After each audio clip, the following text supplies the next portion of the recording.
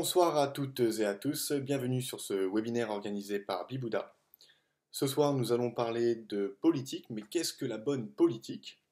Afin de répondre à cette question, nous sommes entourés de deux spécialistes. Nous avons dans un premier temps le docteur Idriss Aberkan et Pierre-Yves Bonsoir. Rougiron. Bonsoir, comment allez-vous? Ça va. Avant de démarrer ce webinaire et de répondre à cette question, je vais me permettre de vous présenter. Nous avons dans un premier temps Pierre-Yves Rougiron. Alors Pierre-Yves, vous avez une maîtrise en sciences politiques à l'université de Paris 2. Vous avez également un diplôme de l'école de guerre économique spécialisé en intelligence économique et un master 2 en développement économique. Vous avez également été attaché parlementaire européen pendant 5 ans et vous êtes le fondateur du groupe de réflexion Le Cercle Aristote, qui se consacre à l'étude et à la pensée politique française. Tout à fait. Et nous avons également Idriss Aberkan. Alors Idriss, vous êtes penseur, écrivain, conférencier de la scène nationale et internationale. Vous avez plus de 440 conférences à votre actif dans 45 pays différents en 3 langues différentes. Vous êtes également titulaire de 3 doctorats avant l'âge de 30 ans. Vous avez été chercheur invité à l'université de Stanford à l'âge de 20 ans et à laquelle vous avez été raffilié pendant 10 ans. Vous avez également enseigné à l'École centrale de Paris pendant 7 ans. Et vous avez aussi réalisé 2 formations chez Bibouda, la première étant Libérer votre cerveau avec la neuroergonomie et la deuxième, la géopolitique de la connaissance. Magnifique. Eh bien messieurs, je vous laisse démarrer ce webinaire, je vous retrouverai à la fin. Bon webinaire à vous.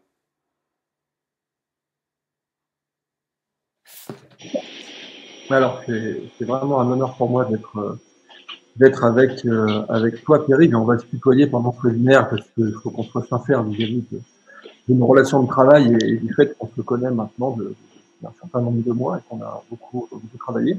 Et je considère pour l'audience de ce webinaire et puis du cours en ligne qui y est associé que vraiment tu fais partie de l'avant-garde de la pensée politique française. On a encore de grands penseurs politiques en France, mais qui sont de la génération qui a précédé la nôtre, et je pense notamment à Jacques Sapir. Mais toi, Pierre-Yves, si je devais vraiment te représenter, je dirais de très loin le porte-étendard de la jeune génération des penseurs politiques en France, qui est capable de faire la synthèse, aussi bien la synthèse des 30-40 dernières années, et même plus, puisque le sujet du cours que l'on a conçu en ligne, eh bien, jusqu'à l'âge de bronze, hein, on a essayé de plonger la politique dans le temps le plus long. Mais en tout cas, c'était vraiment comme ça que je te présentais. Donc, j'insiste, je suis très honoré de faire ce webinaire avec toi. Notre intervention Super France a fait le plus de vues de toutes les interventions Super France qui ont été publiées en ligne. Et à mon avis, ce n'est pas un hasard. Alors, le sujet de ce webinaire, c'est qu'est-ce que la grande politique? Et on en a décidé, toi et moi, parce que on pourrait faire un peu une métaphore gastronomique, quoi, comme un enfant qui vient voir ses parents ou des adultes et qui leur demande qu'est-ce que c'est que la grande cuisine ou est-ce que ça existe la grande cuisine. Parce que moi, j'ai mangé que des burgers et que des frites et finalement, c'est quoi la grande cuisine? Qu'est-ce que ça a de particulier?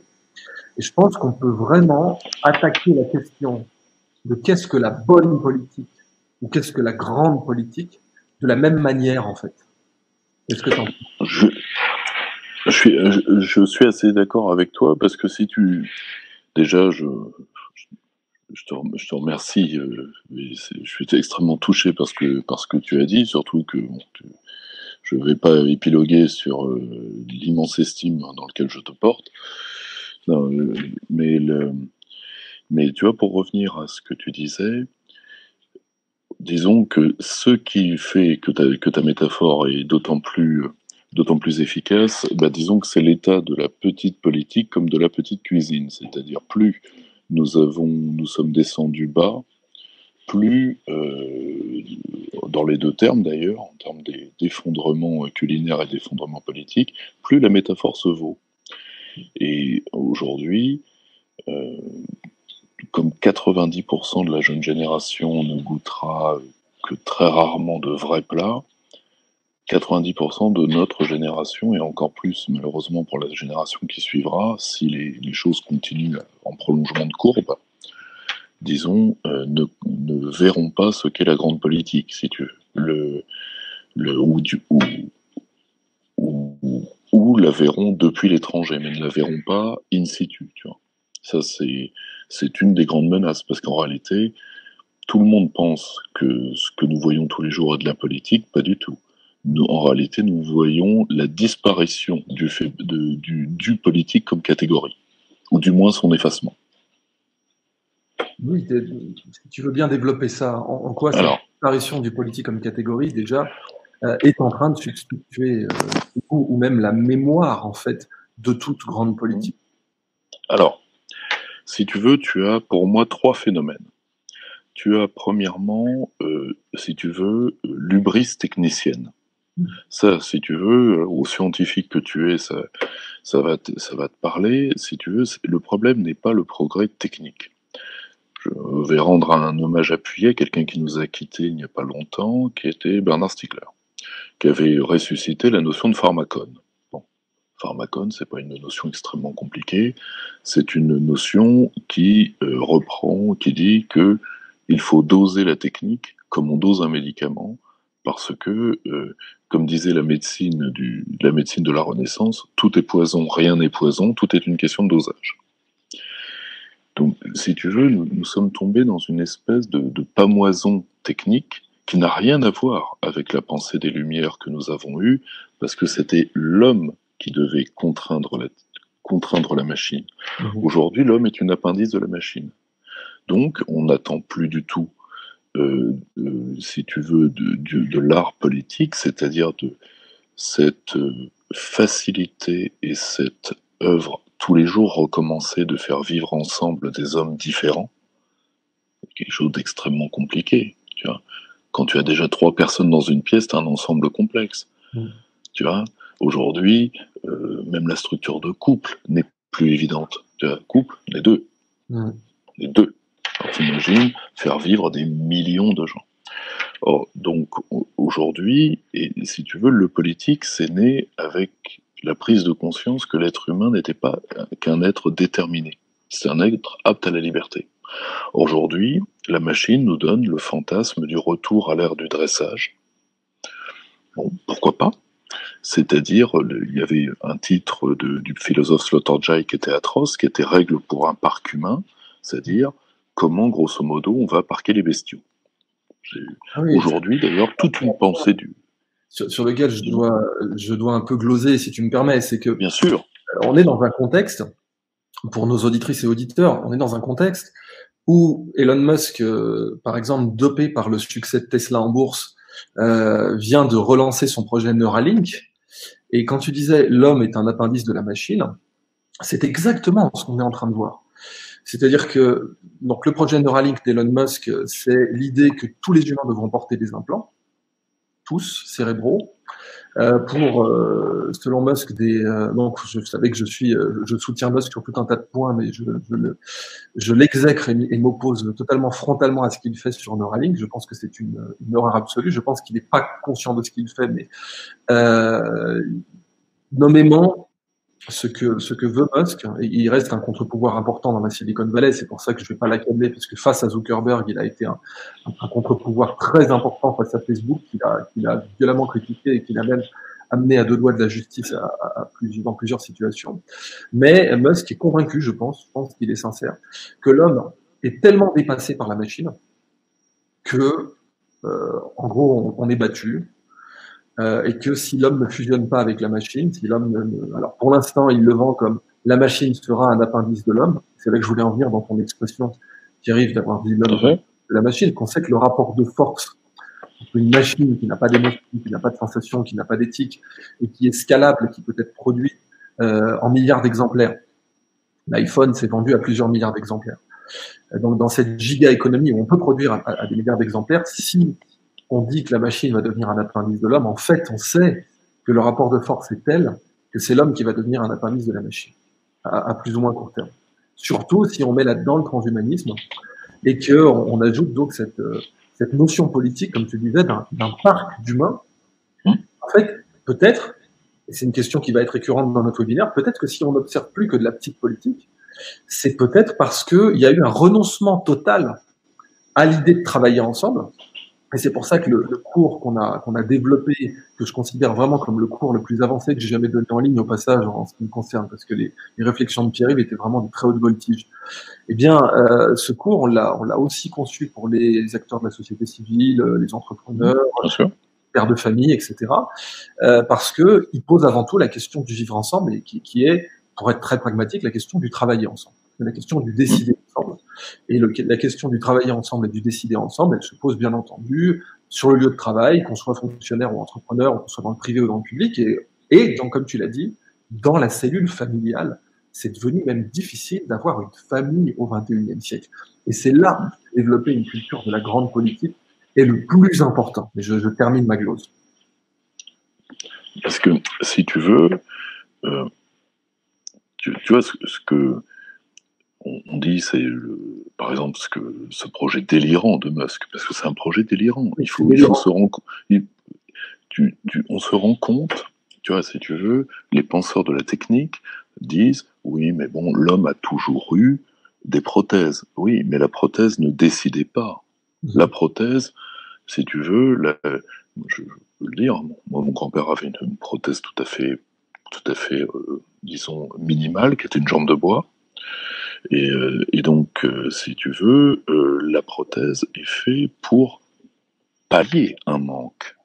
Elle est faite pour augmenter l'être. Elle n'a aucune marge décisionnelle. Or, là, on attend de la machine ce qu'elle ne peut pas donner, c'est-à-dire de maîtriser tous les types d'intelligence. Or, l'être humain peut maîtriser tous les types d'intelligence. Il peut les sublimer par des arts, l'art de l'artisan ou l'art de l'artiste, mais également par l'art politique. Les machines n'ont pas, tu le sais infiniment mieux que moi, les machines n'ont pas une pensée au sens strict. Les pensées ont une juxtaposition de facteurs, qu'elles juxtaposent vite, tout simplement parce qu'elles agissent par le code mathématique, mais on ne gère pas des êtres évolutifs, donc des êtres biologiques, comme on gère des lois de la physique ou des lois mathématiques. D'ailleurs, nous l'avons vu dans la soumission à des scénarios de big data en termes de santé publique et autres récemment. Donc, si tu veux, et je rappelle, l'homme, parce que moi je n'ai rien contre la pensée de l'homme à lui-même. C'est la pensée des plus anciennes philosophies. Je pense que le véritable homme augmenté, il est là, c'est-à-dire un homme qui se rappelle que mourir en homme libre est une victoire extraordinaire sur le déterminisme humain, parce que à la base, nous sommes, Kant nous le rappelle, des animaux désavantagés. Pas de crocs, pas de griffes, relativement peu d'instinct, des ouïes odorats tout à fait relatifs par rapport à d'autres espèces animales, y compris proches de nous, je pense aux chiens particulièrement. Et pourtant, nous avons, parfois d'ailleurs à l'excès, dominé notre environnement. Donc, si tu veux, ça c'est la première évolution. La deuxième évolution, qui lui est liée, c'est que cette pensée de la technique a enfanté ça quelque chose de très particulier au XXe siècle, qui est la vidéosphère. C'est-à-dire un changement entre le mode de mode médiologique, tu vois, si tu veux, la médiologie chez Régis Debray, c'est la manière dont une idée passe par des moyens techniques à travers le temps. Or aujourd'hui, c'était la logique de l'Occident qui était la logique de la civilisation de transmission. D'ailleurs, toute civilisation a une logique de médiologie verticale, c'est-à-dire a une logique de transmission. Aujourd'hui, grâce aux moyens techniques, nous avons tout horizontalisé, ce qui veut dire que nous sommes plus dans la transmission, nous sommes dans la communication. Le problème, c'est que ça donne particulièrement à, disons, une civilisation qui était déjà fascinée par le pouvoir des récits et de la parole, ce qui était le cas de l'Occident. L'œuvre de Thierry Hench est très claire là-dessus. Si tu veux d'ailleurs, dans le livre que les Occidentaux ont le plus lu, qui est la Bible, le Verbe s'est fait chair. Qu'est-ce que ça veut dire? C'est marrant, les deux livres les plus lus en Occident pendant des millénaires, c'était la Bible d'un côté et les éléments d'Euclide de l'autre. Et cette espèce de tension permanente, elle résume assez bien l'Occident finalement. Oui, tout à fait. Les deux livres les plus imprimés de tous les temps, alors peut-être plus jusqu'à maintenant, je ne saurais pas dire si Harry Potter a battu tout ça, mais les deux livres les plus imprimés dans l'histoire des idées occidentales, c'est la Bible et les éléments d'Euclide. Et d'ailleurs, puisqu'on parle de grande politique, mon héros politique que tu connais et qui est Abraham Lincoln, c'est systématiquement inspiré des deux. Donc il a systématiquement cité les deux, et quand il citait par exemple la Constitution américaine en disant normalement l'esclavage aurait dû être aboli dès le début parce que la Constitution américaine au départ avait été pensée dans l'idée que les hommes naissaient libres et égaux en liberté et en droit, et Lincoln avait argué notamment que sa plus grande inspiration pour défendre ça, c'était les éléments d'Euclide qui disent le concept de auto-évident, self-evident. Et ce concept de auto-évident ou évident en soi, c'est un des premiers éléments d'Euclide en fait. Voilà, il y a des axiomes, je les pose, et ces axiomes, je les considère comme évidents en soi. Et ces axiomes évidents en soi posent la totalité de la géométrie à travers, et aussi bien en Orient qu'en Occident. Donc, tous les mathématiciens arabes sont juste partis d'Euclide au départ. Et c'est très intéressant de voir que cette politique qui oscille entre la Bible et Euclide, c'est peut-être parce que cet équilibre est rompu au XXIe siècle qu'on a des dilemmes politiques, comme Brzezinski les avait appelés, technétroniques. Il avait appelé, dans le premier essai de Zbigniew Brzezinski, qu'il faut lire, hein, c'est pas qui je confierais des fois, mais il faut le lire parce qu'il est très très clair dans ce qu'il dit. C'est lui qui a inventé le concept de tititainment, c'est-à-dire d'entertainment au sein, titi le sein, donc l'idée qu'il faille biberonner la population de divertissement, parce que sinon, comme le monde est quand même demeure un peu politiquement éveillé, et notamment dans ces notions de droit, tout de même les gens sont conscients du fait qu'ils ont des droits, c'est déjà pas mal, mais pas forcément du fait qu'ils ont des devoirs, pas forcément du fait qu'ils sont interdépendants, mais quand Brzezinski dit ça, il dit on a un monde qui est politiquement éveillé, ça c'est jamais arrivé dans l'histoire, c'est vrai, on a une majorité du monde qui est politiquement éveillé, en partie, attention, c'est juste une paupière levée, hein, c'est pas un éveil politique complet, sain, tel qu'on devrait l'avoir au XXIe siècle. Mais il se dit, ça, c'est pour Brzezinski, c'est plutôt une menace qu'une opportunité. Il faut bien comprendre ça. Totalement. Voilà, tout l'enjeu de ce webinaire, de ce qu'on essaie de véhiculer en politique, c'est celui-là. C'est qu'il y a des gens qui pensent que c'est une menace, et que donc, il faut pallier cette menace de plein de manières. Pour les Chinois, c'est la datacratie, comme tu disais, c'est-à-dire vous n'aurez pas, vu qu'on a le big data, on sait ce que vous pensez, on sait ce dont vous avez besoin, on sait quelles sont vos aspirations, pas besoin de voter. Et Brzezinski parle donc d'une ère technétronique.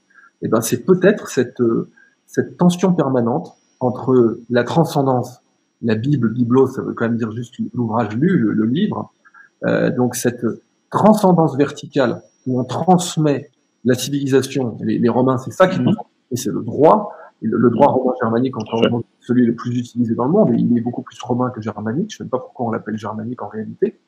Mais cette tension entre horizontale et verticale que les chrétiens avaient déjà représentée avec la croix au passage, eh bien, c'est résume peut-être toute la tension politique aujourd'hui. Oui. Or, si tu veux, le croisement des deux, dans une ère où la forme capitale se sent, disons, il faut savoir qu'il n'y a rien de plus artificiel qu'un marché. Il n'y a rien de plus artificiel.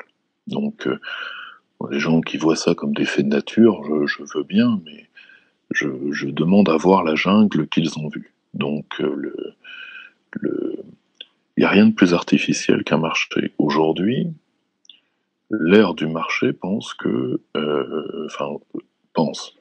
attention, ne lui prête pas de volonté, mais si tu veux, c'est une idée qui se déploie, et qui se déploie à travers le temps. Elle pense que les soubassements qui l'ont fait, c'est-à-dire l'encadrement juridique et étatique qui l'ont fait, elle n'en a plus besoin. Donc elle est en train d'essayer de les digérer. Ce faisant, elle digère ses propres bases. Et là, c'est dans ce croisement du marché, de la technique et du rapport cognitif que tu as l'ultime évolution antipolitique qui est là pour le coup anthropologique, qui est extrêmement dangereuse parce que le problème de l'anthropologie, c'est que ce n'est pas définitif, mais c'est très très lent une fois que ça a changé. Et particulièrement une fois qu'on a produit un type d'homme qui ne peut pas porter ni la culture ni la civilisation. On recrée un autre. C'est toute la problématique. C'est drôle d'ailleurs, parce que Nietzsche, dans la généalogie des valeurs, c'était ça la question. C'était ne pleurez pas sur la décadence des hommes.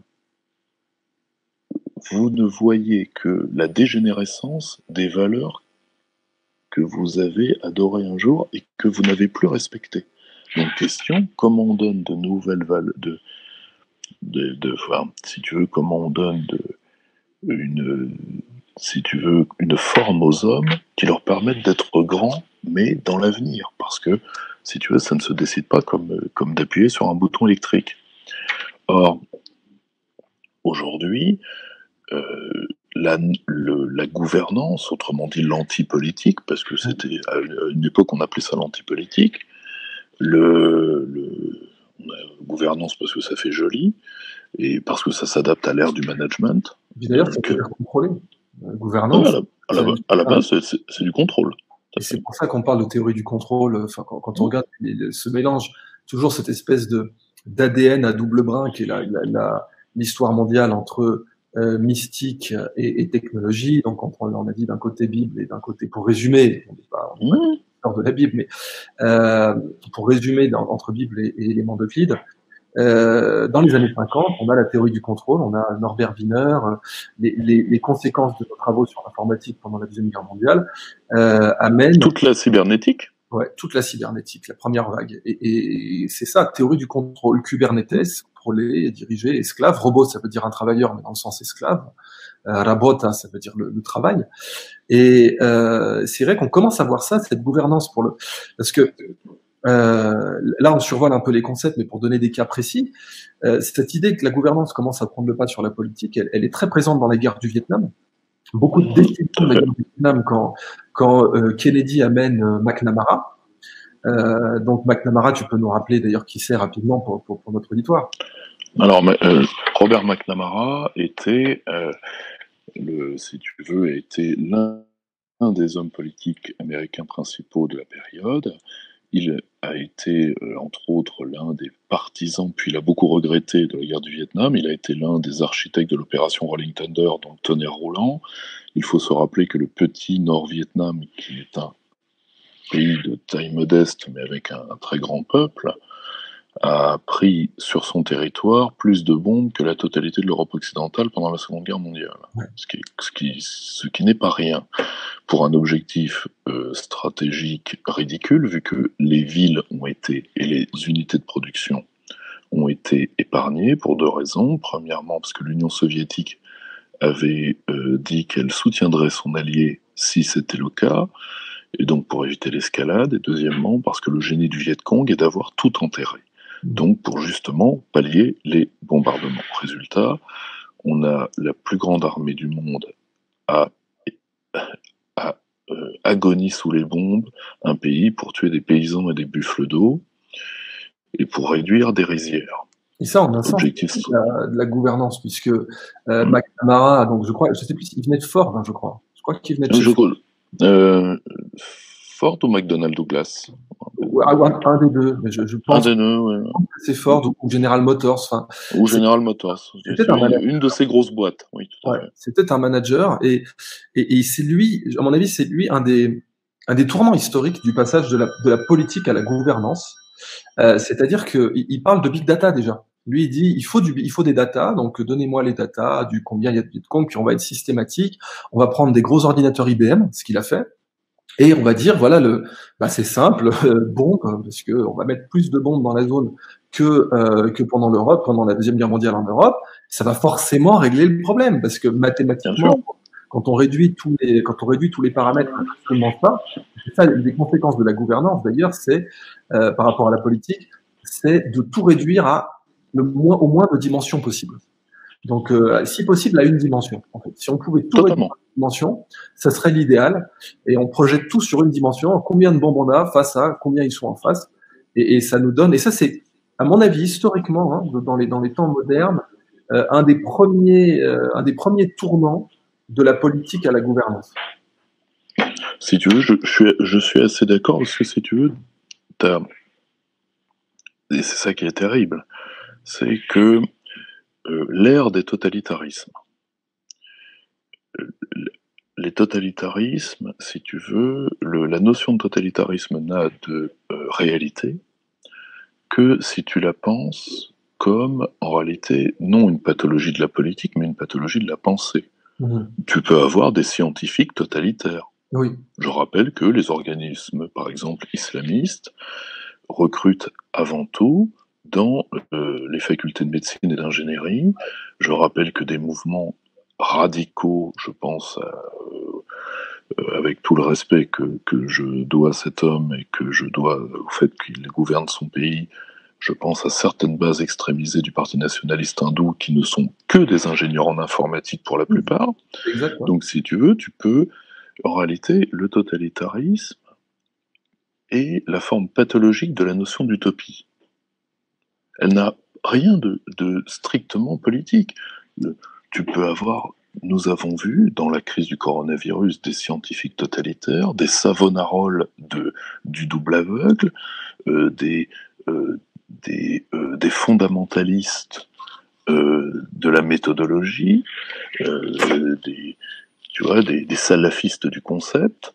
Tu as beaucoup d'intellectuels qui se prennent au jeu de leur propre pensée et qui ont des raisonnements totalement totalitaires, ils ne s'en rendent même pas compte. Une des premières bases de l'évolution d'un raisonnement totalitaire, c'est la circularité du raisonnement, déjà. Totalement. Totalement. Et si tu veux, moi je suis désolé, il n'y a pas plus totalitaire aujourd'hui que l'évolution des entreprises occidentales en termes de contrôle, etc. Tu vois. Donc si tu veux, le fait totalitaire, c'est-à-dire de normaliser des comportements jusqu'à créer un être nouveau par en plus des procédés qui sont des procédés qui ne sont pas des procédés d'éducation, qui sont des procédés de dressage. Je pense particulièrement à la sociologie, enfin au dressage par l'absurde, c'est-à-dire de faire des choses absurdes aux gens, et à chaque fois qu'il y en a un qui pose une question, on l'élimine, et au fur et à mesure, l'écrémage va se faire totalement naturellement, c'est-à-dire tu vas avoir une purge, c'est un phénomène de purge, alors c'est pas les purges staliniennes, parce que s'il y a une chose que la notion de totalitarisme a appris au XXe siècle, c'est de quitter les habits de cirque qui ont été ceux des années 30. Le problème, c'est que nous avons opposé à cette pathologie du fait d'utopie, qui était tout à fait normale. Le 19e siècle est le grand siècle de la technique. C'est le grand siècle où on a divisé le plus les voyages. C'est pas le 20e siècle, contrairement à ce qu'on croit. Et devant cette ivresse, il est normal que des êtres humains aient repris le chemin de l'utopie. L'utopie nous a toujours été une sorte de consolation pour les hommes. Et c'est dit, et si on le faisait? Le problème, c'est que, la psychanalyse nous l'apprend, du fantasme à l'acte, il y a parfois un pas qu'il ne faut pas franchir. Mais bon.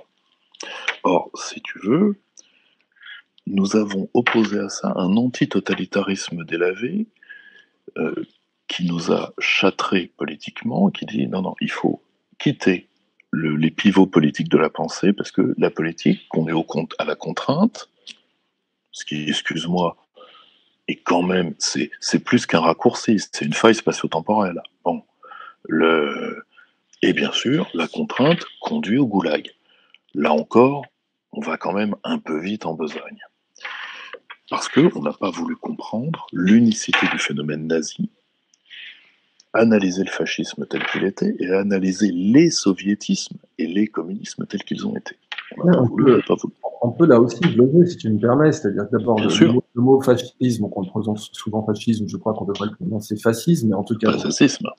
Voilà, de la fascia. Et donc, le faisceau de lecteurs romains était censé représenter le fait que l'union fait la force. Donc, ce symbole de plusieurs brins qui sont rassemblés en un seul faisceau avec une lame de hache au bout, c'était censé représenter le fait que l'union fait la force, ce qui est vrai, et ce qui est, comme tu l'as dit, la définition du fait biologique humain depuis les premiers hominidés. Le fascisme part du principe qu'on va faire cette union de force, qu'on va trouver un moyen de la faire de force par toute forme de contrainte. D'ailleurs, très souvent, au départ, le fascisme partait du droit, c'était des contraintes légales.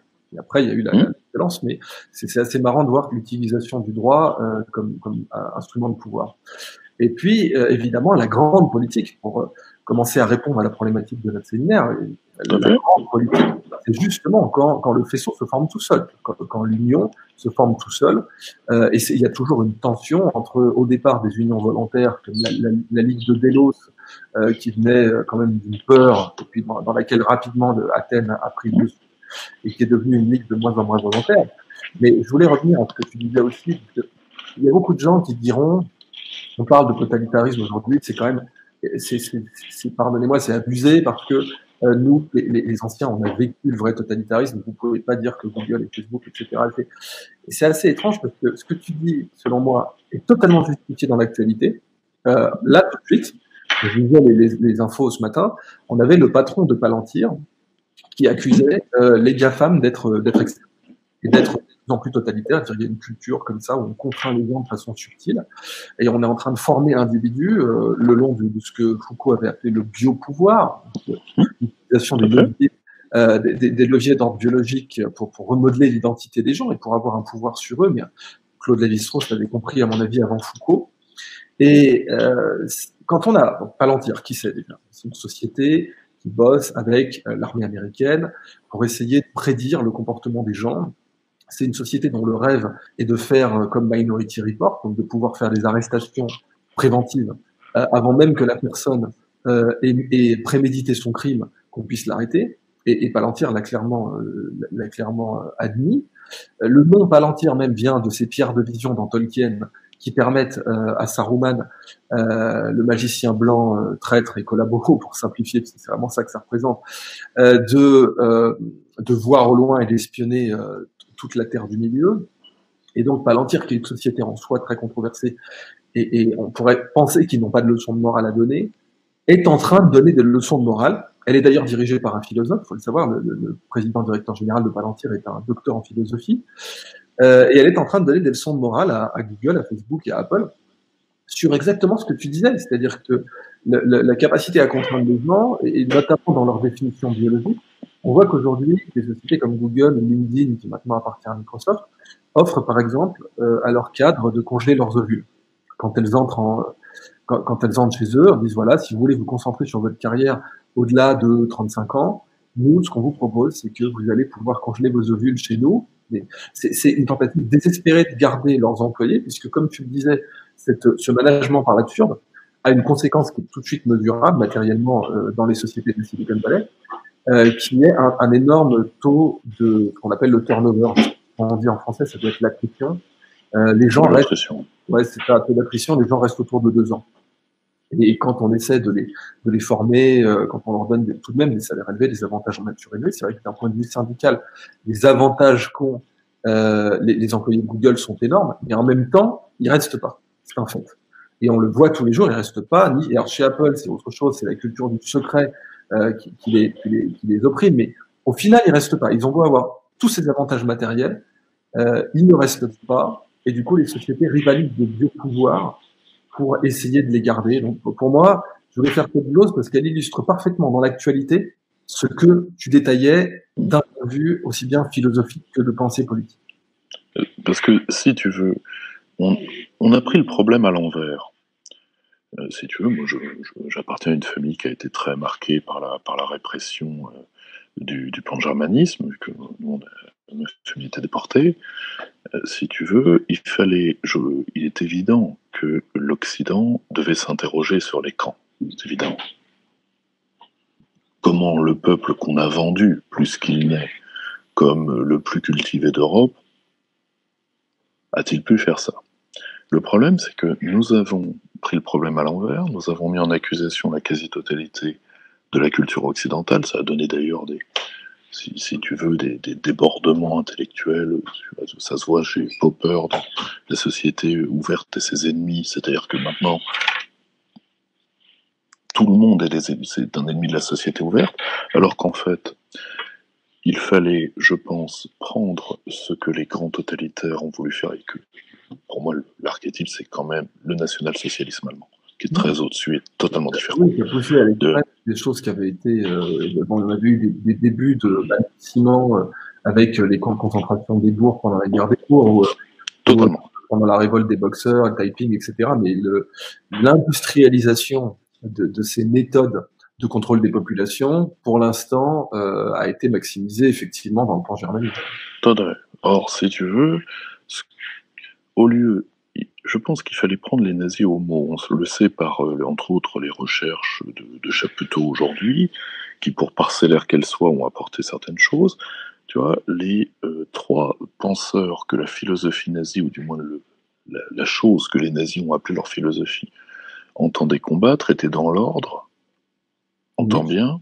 Numéro 3, Karl Marx, jusque-là, pas surprenant. Numéro 2, Maximilien Robespierre, plus surprenant. Et numéro 1, toute catégorie confondue, Jean-Jacques Rousseau. Oui, c'est vrai. Donc, si tu veux, le nazisme entendait répondre même pas aux Lumières. Rousseau, c'est pas les Lumières. C'est l'objecteur des Lumières, c'est-à-dire l'homme le plus intéressant des Lumières francophones. D'ailleurs, on le voit dans ses combats avec Voltaire, le fait que Voltaire ait essayé de le tuer physiquement, enfin de le faire tuer par une de le faire tuer. Ensuite, montre bien que Rousseau, en fait, devrait distinguer des Lumières. La seule raison pour laquelle on le catalogue dans les Lumières, c'est que, bon, pour les programmes, on a besoin d'avoir des boîtes et de mettre des boîtes, mais c'est beaucoup plus compliqué que ça. Et Rousseau, effectivement, dépasse les Lumières à beaucoup d'égards, biographiquement et en termes de pensée. Et si tu veux, il fallait, pour moi, solidifier l'anthropologie politique humaine, justement, en s'interrogeant, entre autres, de manière vraiment historique et localisée, c'est-à-dire qu'est-ce qui se cache derrière chaque phénomène. Pour moi, par exemple, le fascisme italien est fondamentalement un régime développementaliste violent, certes, mais comme l'ont été beaucoup de dictateurs latino-américains, à mon avis, où le parallèle est assez faisable, parce que l'aspect, disons, totalitaire, t'as un aspect cirque dans le fascisme italien. Déjà, que Mussolini habitait lui-même. Mais, si tu veux, c'est pas comparable aux 50 millions de morts qu'a fait l'Allemagne. Enfin, si tu veux, c'est à un moment, faut être sérieux. Et c'est vrai que les fascistes italiens ont, qu'on le veuille ou non, protégé certains juifs. Il y a ce point-là, mais il y a également le fait qu'on ne peut pas mettre les deux régimes côte à côte, si tu veux, ou alors la politique comparée ne veut plus rien dire. Or, le grand problème, si tu veux, c'est que on aurait dû chercher dans l'histoire du pan-germanisme ce qui a fait que l'Allemagne en est arrivée là. On a décidé d'accuser toute la pensée politique occidentale. Alors après, on a relu l'histoire, qui est le père des totalitarismes. Alors il y en a pour qui c'est Machiavel, il y en a pour qui c'est Hobbes, il y en a pour qui c'est Platon. Et si tu veux, alors que tout ceci n'a pas de sens. Tout ceci n'a pas de sens. Pour une raison qui est très simple, c'est que une pathologie politique apparaît dans des conditions techniques, économiques et de mentalité très ciblées. Tu vois, je vais te donner un exemple.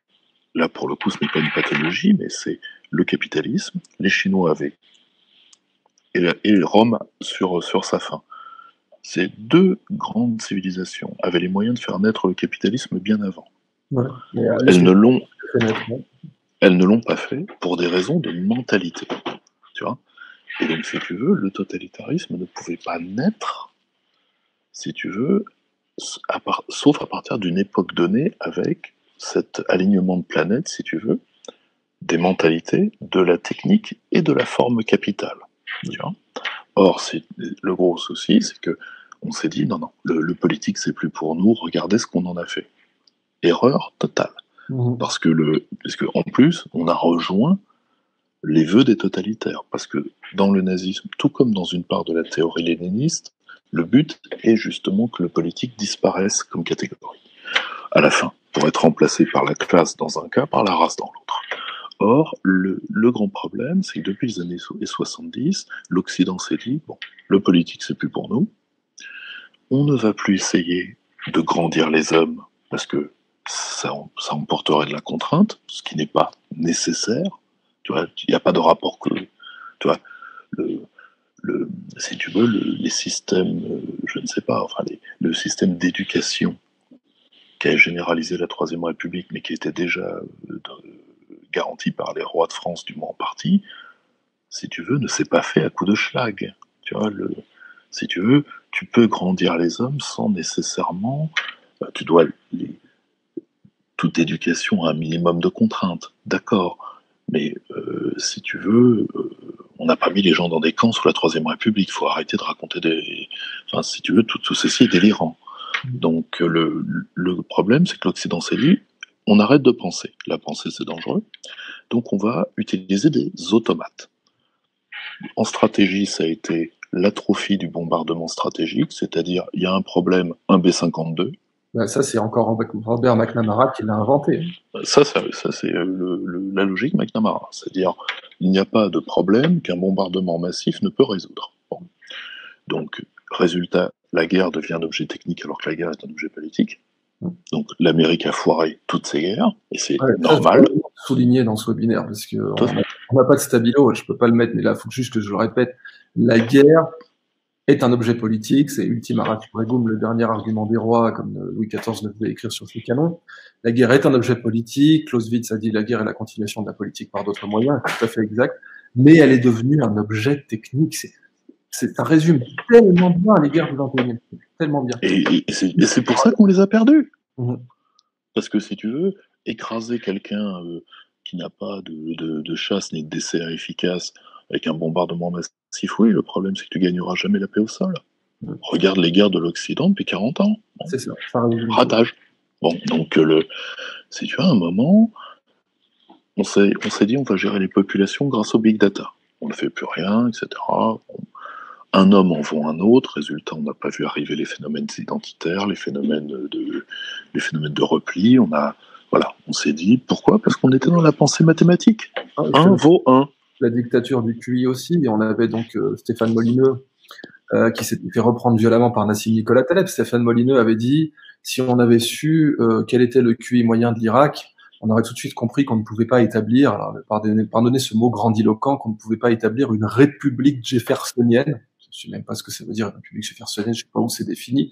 Jefferson lui-même, je pense, se serait tiré une balle si on lui avait dit que ça existait une république jeffersonienne. Parce que pour lui, il était simplement défendeur d'une république du droit basée sur le fait que les hommes naissent libres et égaux. Voilà, Molineux dit, si on avait connu le QI moyen de l'Irak, on n'aurait pas essayé, nous, bénévolement, d'y établir une république jeffersonienne. Bon. Alors, d'une part, Taleb lui a tout de suite répondu, écoute, bonhomme, le QI moyen des Irakiens, je ne le connais pas, mais par contre, les Sumériens et leurs descendants, ils ont juste inventé la roue, l'écriture, l'arithmétique, la trigonométrie, la métallurgie, la comptabilité, etc. Et donc, toi, t'es gentil, tu peux arbitrer tant que tu veux sur leur QI national, mais les affaires sont sans doute plus compliquées que tu ne le crois. Et c'est à partir de cette logique du big data total, effectivement, qu'on en est arrivé à dire on va gouverner les peuples en les mesurant, en projetant sur eux des instruments de mesure. Alors, comme l'a dit Wittgenstein, si tu mesures une table avec une règle, tu aurais tout bien aussi pu mesurer la règle avec la table. C'est-à-dire que ton instrument de mesure peut s'avérer être faux. Et on le voit tout simplement dans les statistiques des paris, quoi. Quand on a un type qui est donné perdant à 7 contre 1 et qui bat quand même le mec en face, on va pas dire que c'est lui qui a tort, hein. C'est lui qui a battu le type en face et puis c'est tout. C'est la réalité la table est plus importante que la règle. Et en politique, c'est vrai. Peut-être que toute la mauvaise politique, pour commencer à répondre sur notre thème principal qui est qu'est-ce que la grande politique, qu'est-ce que la bonne politique, peut-être que toute la mauvaise politique peut aussi se résumer dans cette idée qu'elle essaie de projeter ses mesures sur le réel et qu'elle méprise totalement le réel et qu'elle perçoit comme la donnée est supérieure au réel et que donc elle est prête à écraser le réel par ses mesures. Parce que si tu veux, c'est ce que Hayek avait appelé le constructivisme. Moins intéressant. Parce que si tu veux, nous faisons une partie de séminaire entier dans notre séminaire sur une très belle définition du fait politique par Jaurès, qui est aller à l'idéal, comprendre le réel. Or aujourd'hui, Dans notre cours d'ailleurs, dans voilà, notre enseignement. enfin, Ouais. dans notre cours, pardonne-moi. Si tu veux, nous avons l'avantage, c'est qu'aujourd'hui, on nie l'importance de l'idéal parce que on apprend aux populations qu'il n'y a pas de meilleur monde que le monde qu'ils ont là, qu'ils n'ont pas à espérer autre chose, et que, comme le disait très bien un publiciste français qui est M. Attali, vous devez pas ne pensez pas à la politique, pensez à réussir dans la vie. C'est la morale Jacques Séguéla. Résultat, les populations occidentales sont en mauvaise santé, elles ont un socle langagier et culturel qui baisse malheureusement d'après la totalité des indicateurs que nous avons, et en plus, elles sont malheureuses. Il suffit de voir les consommations de neuroleptiques, les causes de mort chez les 15-24 ans et chez les 25-35 ans, qui sont le suicide et deuxième puis première cause de mortalité. Donc des populations qui se suicident, c'est des populations qui ne vont pas si bien que ça. Donc, si tu veux, aujourd'hui, on nie l'idéal et on nie le réel. Donc, il est évident que la grande politique régresse. Le problème, c'est qu'elle n'en est pas moins nécessaire. Parce que, si tu veux, la grande politique, c'est ce qui permet d'utiliser. Tu vois, tu avais un théorème romain que j'aimais, si tu veux, des considérations qui étaient romaines, mais qui étaient de la sagesse populaire romaine que j'aimais beaucoup. Tu vois, on dit le passé est immuable, le présent est un deuil, seul compte l'avenir. Ça a fait la force de l'Occident. Ah bah ça c'est ouais. Là, permets-moi une glose là aussi. Quand on peut diagnostiquer un peu les empires, ce qu'ils auraient pu faire, ce qu'ils auraient pu mieux faire, dans quelle mesure ils auraient pu perdurer. Et au fond, l'Empire romain a perduré très longtemps, puisque en Orient, il a perduré jusqu'au XVIe siècle, jusqu'au XVe. Et donc, c'est bien la preuve qu'il existait quelque chose qui lui permettait une certaine pérennité et qu'il était construit de l'intérieur vers l'extérieur. Mais si on devait résumer, pour moi, la triade des Romains, ça serait hérédité, postérité, liberté. Et je mets pas liberté en premier parce que la liberté était très importante pour les Romains, mais pour les citoyens. Et selon moi, leur péché fondamental a été de pas comprendre le sens historique de la révolte des esclaves de Spartacus, de pas comprendre qu'à partir du moment où il y a la révolte des esclaves de Spartacus, ils ont à peu près 100 à 150 ans pour se réformer vers une économie qui n'aurait plus besoin d'esclaves. Ce dont ils avaient toute la technique nécessaire, on le voit avec l'utilisation du béton, les moulins à eau. Les Romains étaient capables de produire du travail avec des machines à eau. Ils avaient tous on dirait aujourd'hui, les brevets nécessaires, toutes les compétences nécessaires pour dégager du travail, améliorer les rendements de leur agriculture et ne plus avoir un tel besoin d'esclaves.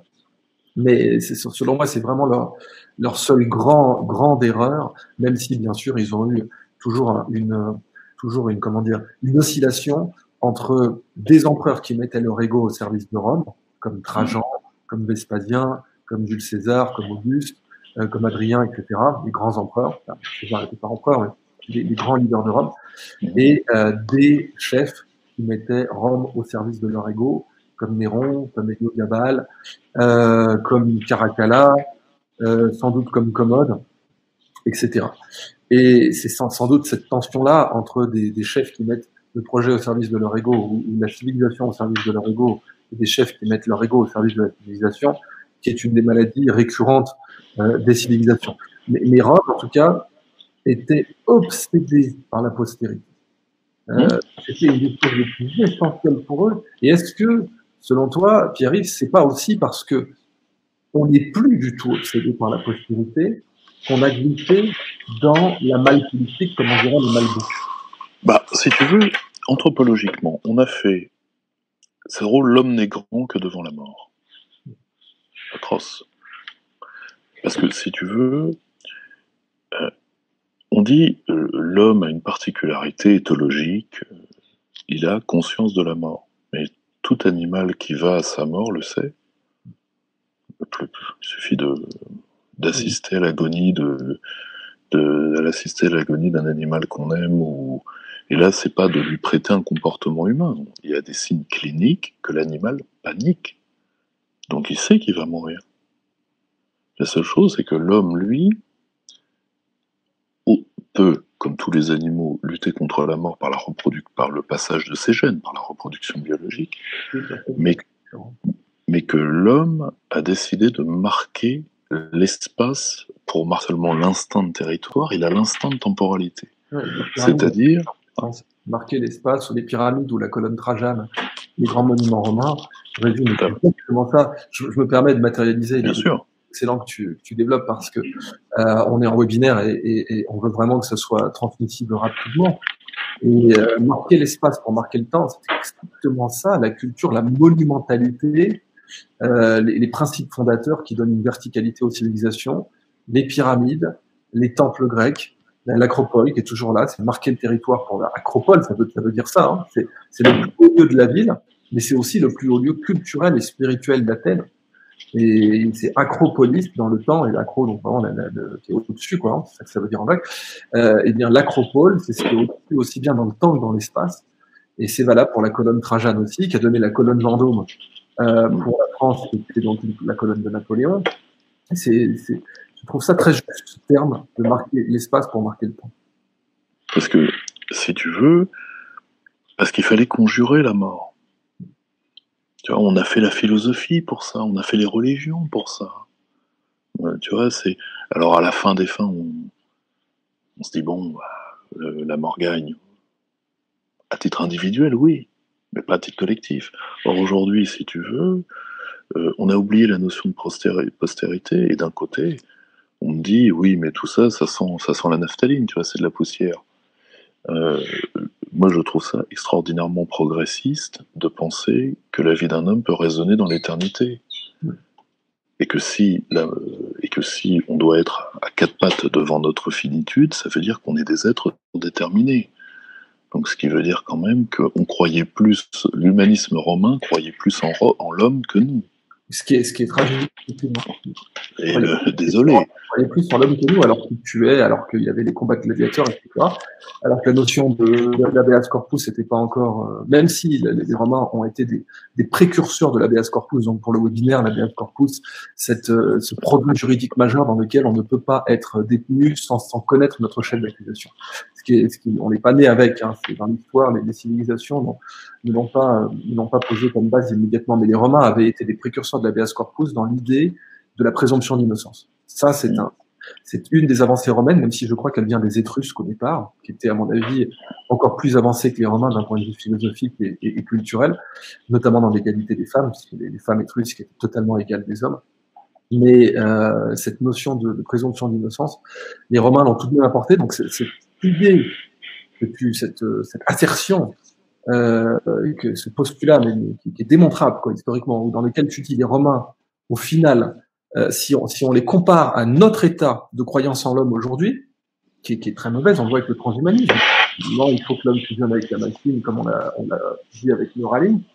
Les Romains avaient une foi en l'homme qui était, à certains égards, on va quand même pas tomber dans l'idée d'un âge d'or et que tout est bien évidemment. Mais à certains égards, les Romains avaient plus foi en l'homme que nous.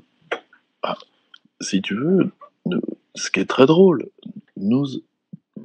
si tu veux, nous avons, par les moyens techniques, mis fin, on a quasiment mis fin, on est dans des civilisations qui produisent plus de nourriture qu'elles ne peuvent en manger.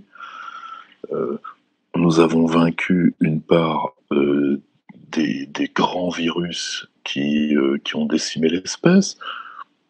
Et aujourd'hui, nous sommes dans une société qui est à la fois permissive et carcérale. C'est-à-dire que nous permettons, Michel Clouscar avait cette phrase, si tu veux, que nous étudions plus en détail dans le cours, tout est permis, rien n'est possible.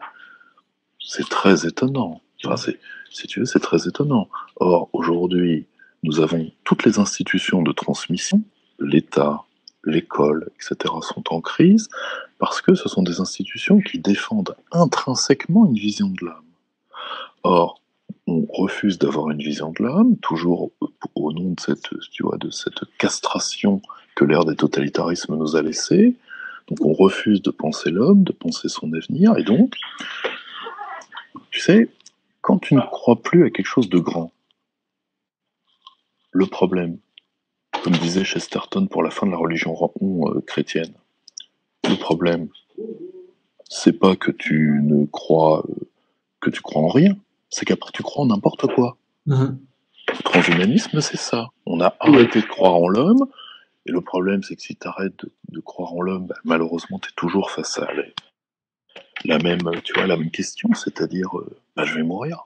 Et puis tu finis par croire en une puce, ou tu finis par croire en qu'on appelle le cyberpunk aujourd'hui, qui serait l'abandon. Ce que tu décrivais, on passe de l'ère technétronique de Brzezinski. Tu mélanges ça avec la perte des valeurs, ou plutôt justement des vertus, comme on l'a dit dans notre binaire, méfiez-vous de ceux qui pensent que les valeurs, les vertus sont plus importantes. Les valeurs sont faciles à pratiquer, les vertus, elles ne peuvent que se pratiquer, et la pratique est toujours plus difficile. Mais cette technétronique d'un côté, le fait qu'on ne croit plus en l'homme, qu'on ne croit plus en la grande politique, ça nous amène dans une dystopie, alors qu'elle est pétrie d'utopie, comme tu le disais, elle est pétrie de volonté d'utopie, mais en fait, elle pourrit sur pied, elle devient une dystopie. Les penseurs de science-fiction ont appelé le cyberpunk. Et donc le cyberpunk, c'est un monde dans lequel chacun serait hiérarchisé par la qualité de ses implants, par la qualité des bases de données qu'il représente. On le voit dans les bandes dessinées, les représentants du cyberpunk. On a des bandes dessinées comme L'Incal par Jodorowsky. Il y a aussi un jeu vidéo qui sort cette année des excellents studios polonais, c'est des projets qui s'appelle Cyberpunk 2077. Et des représentants historiques du cyberpunk, c'est ça, c'est Blade Runner, c'est Gattaca. Voilà. Et tout à fait, ouais, exactement. Là, ça donne vraiment cette idée. Et en fait, où la base de données d'une part, donc ce qui a été écrit sur nous par les machines, bien sûr Matrix, Matrix c'est du cyberpunk avec ça. La base de données d'une part et les implants d'autre part définissent qui on est, définissent ce que l'on peut faire en société et définissent la triade romaine, hérédité, postérité, liberté. C'est-à-dire selon les implants qu'on a, notre hérédité est respectée, notre postérité est amplifiée et notre liberté est grande. Et puis selon ceux qu'on n'a pas, au contraire, on est de la sous-race qui est considérée comme les Romains disaient prolès. Ça a donné le mot prolétaire, c'est-à-dire la seule contribution des prolétaires à l'époque romaine à la société, c'était leur descendance. Mais aujourd'hui, dans un monde qui se considère surpeuplé, il n'y aura même pas ça.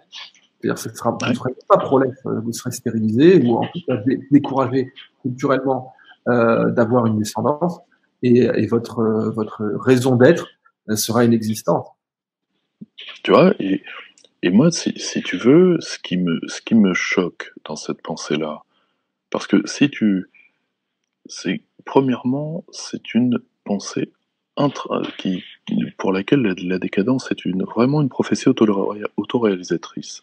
C'est-à-dire que tu vas poursuivre les courbes qui te détruisent, que de toute façon, fondamentalement, mis à part de penser que la technique, tu sais, il faut accepter, et ça c'est l'œuvre de géants de la pensée, comme Régis Debray, comme Manuel de Diekez, et quelques autres. Il faut accepter que l'être humain soit une machine à créer des idoles. Il faut l'accepter. Moi, si tu veux, ce qui me gêne dans la volonté de reprogrammer l'homme, c'est qu'il y a un aller, il n'y aura pas de retour. Absolument. Tu vois, c'est donc c'est trop de si tu veux, et c'est là où tu vois on sort de la pensée de la prothèse telle qu'on l'a toujours eue, tu vois. Si tu veux, la prothèse c'était fait pour que la vie continue, tu vois. Une jambe de bois, un crochet, un machin, un truc, ce que tu veux. C'est fait pour que les accidents de la vie soient réparés, pour que la vie soit meilleure, mais pas pour que ce soit si tu veux, une porte à un seul battant, tu vois. Là, aujourd'hui, on parle quand même d'une sécession anthropologique avec toutes les menaces que cela peut vouloir dire. Côté chinois, ce sera la base de données, et côté a priori américain, même si côté chinois, les implants deviendront populaires aussi, on a des tests antidopage dans les examens nationaux maintenant en Chine. Donc on teste si les gens ont pris de la Ritaline ou pas, pour avoir une meilleure capacité de mémorisation ou de concentration. Et on a donc ça déjà, on est en train de le voir, ce qui signifie que si les implants sont autorisés en Chine, ils vont nécessairement devenir populaires. Et ils sont déjà en train de le devenir quand on interroge des gens. Je crois qu'on avait même cette société finlandaise. Pourtant, Finlande, voilà, des pays qui n'est pas particulièrement pressuré avec voilà.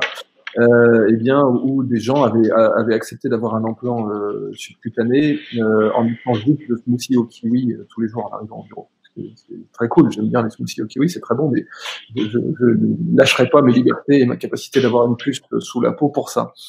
Donc, on s'achemine vers d'un côté des humains qui sont conditionnés par des bases de données, ça c'est le cas chinois, le mode social, etc. Et de l'autre, des humains qui sont conditionnés par leur accès au silicium.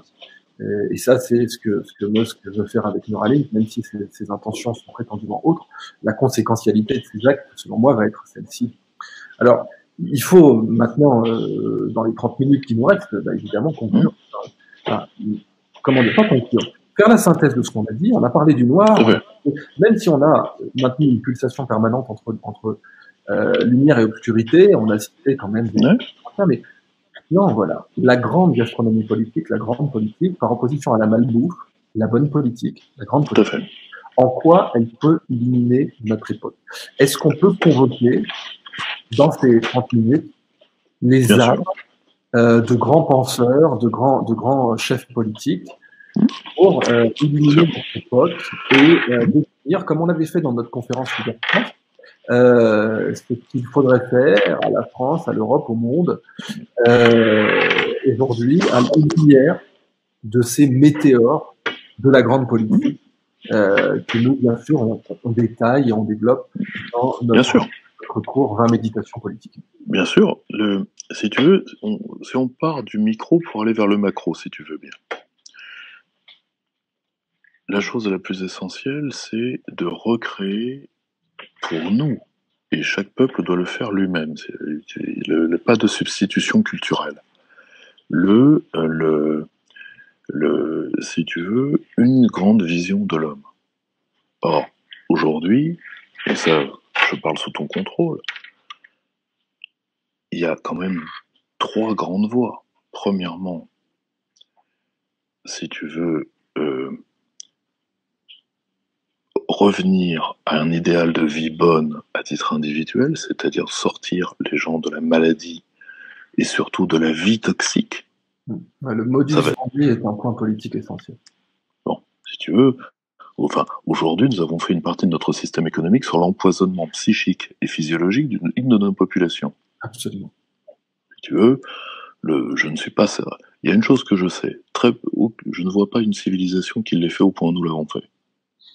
Donc, je n'ai pas de point de comparaison. Ouais, par contre, certains disaient peut-être les Romains avec, d'une part, les canalisations en plomb, et il y a eu des théories là-dessus sur la contribution à l'effondrement structurel, mais d'une part, des canalisations en plomb, et d'autre part, c'est sans doute ça, selon moi, le beaucoup plus grave, ils utilisaient un édulcorant à base de plomb.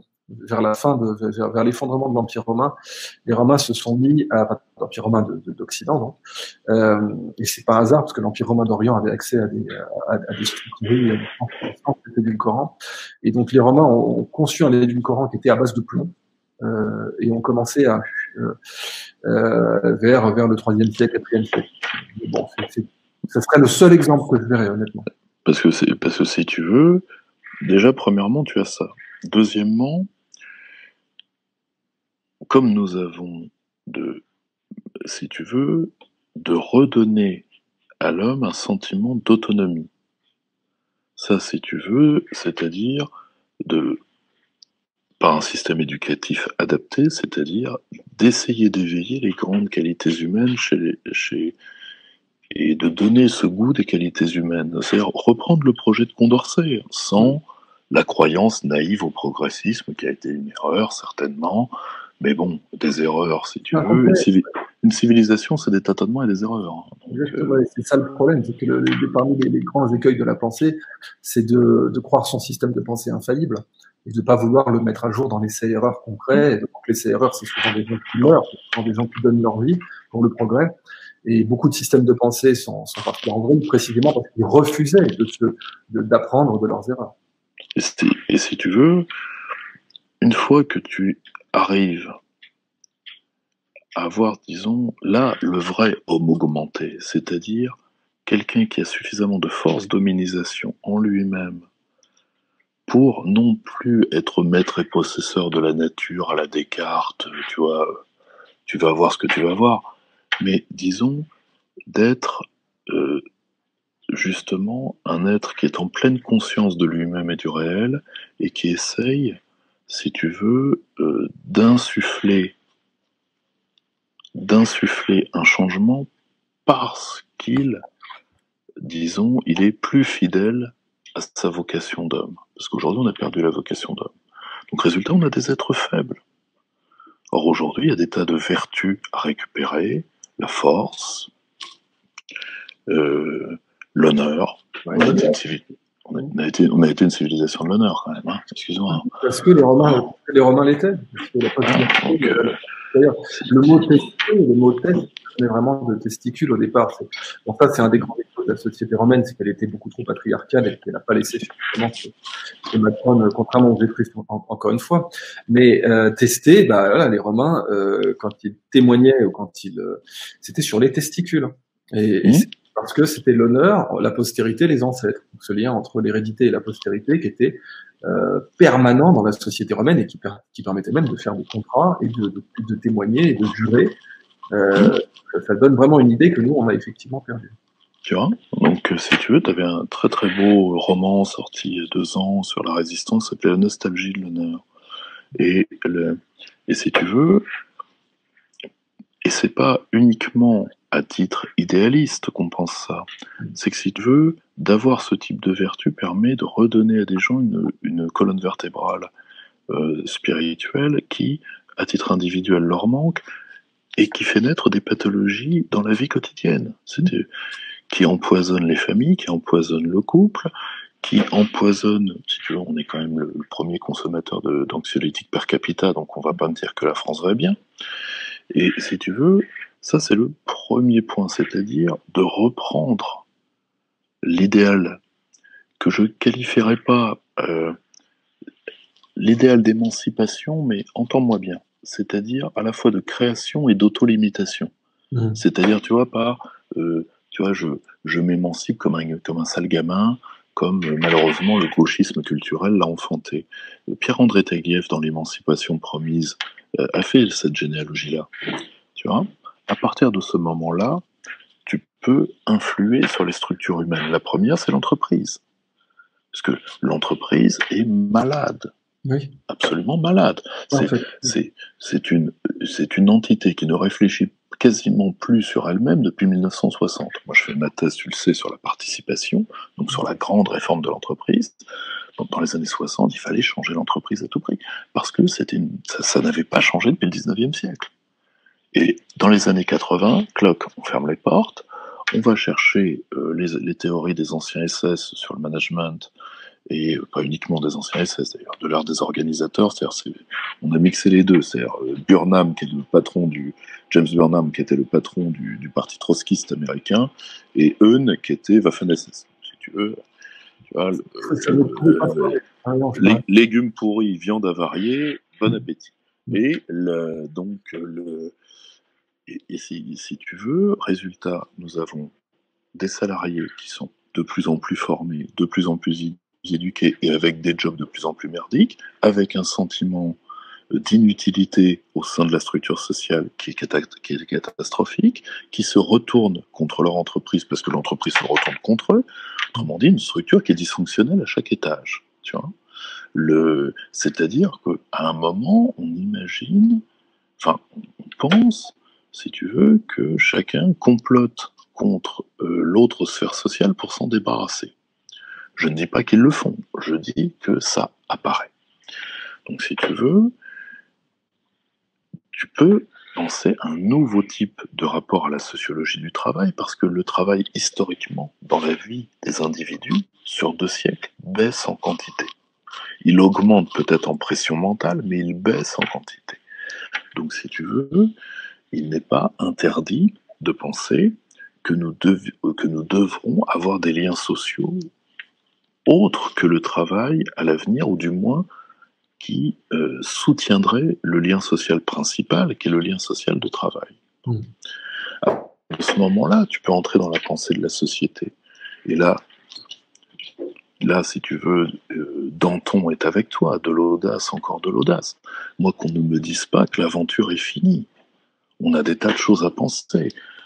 Tu vois, à titre, par exemple, d'aide aux individus, tu connais infiniment mieux le monde des neurosciences que moi, tu le sais comme moi, le continent neurologique doit être exploré.